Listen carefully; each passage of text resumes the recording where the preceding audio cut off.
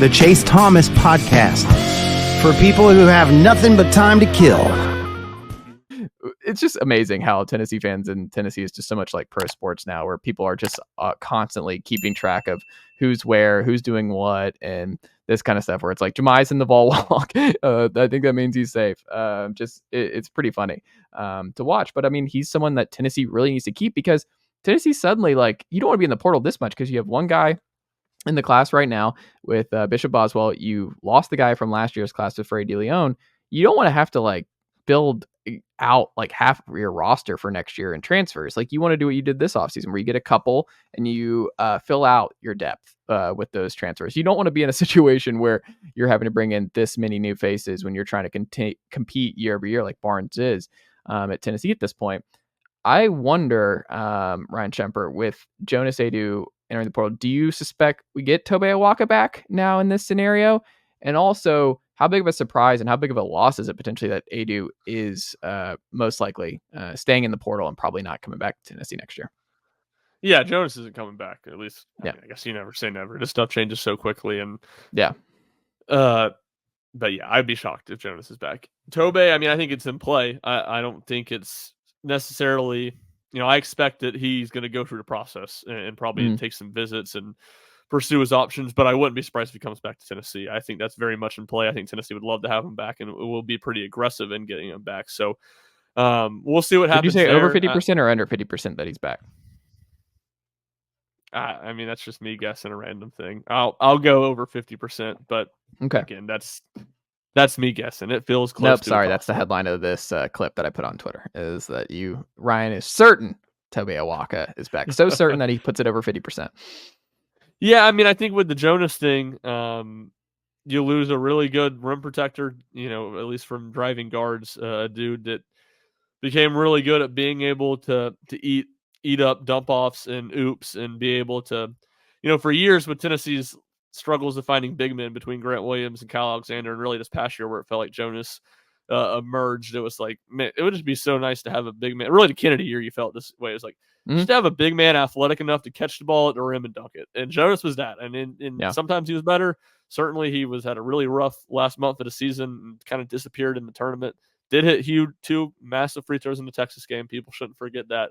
Who knows what happens if he doesn't make those. But they lose a really good rim protector against driving guards. I think a dude that was a big piece of Tennessee's defense still being really, really good, without playing 2 big men.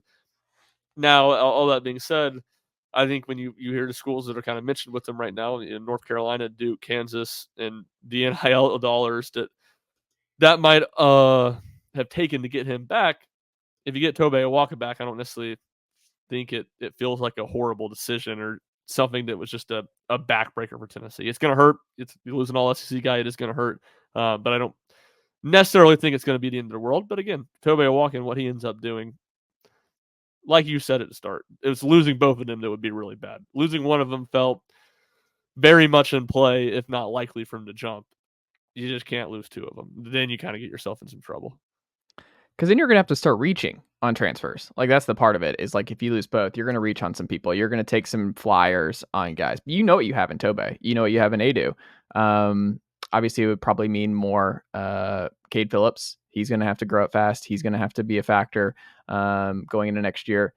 But I don't know. I mean, this is part of like why, like, they do have depth there. I think JP Estrella is going to be a really good player, but he's a true sophomore.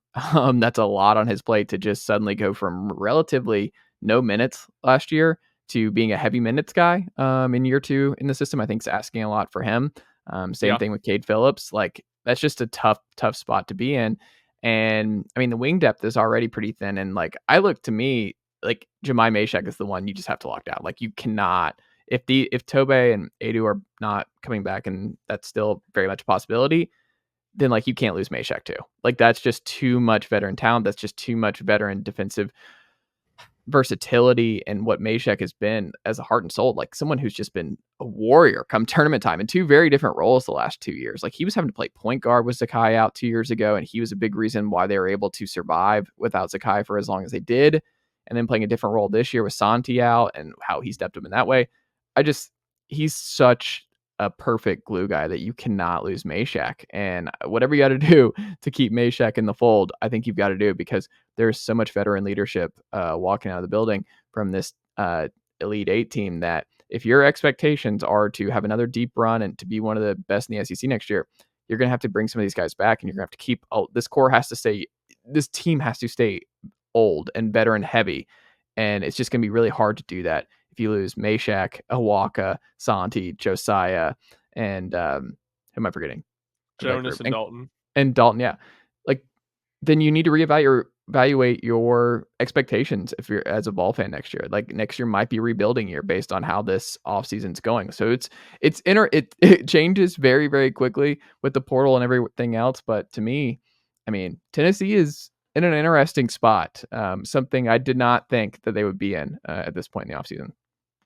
Okay, four thoughts. One agreeing with you, one adding on to what you said, and two disagreeing with you. Okay. One, I think Jami would be the worst loss in the portal. Maybe that sounds crazy. You got to keep Jami. I mean, he's just so important to this team for a lot of reasons you said. And the thing that I'll add on, you talk about keeping the veteran core together. I think it's important. Nicely done, nephew. The Chase Thomas podcast. Hell yeah.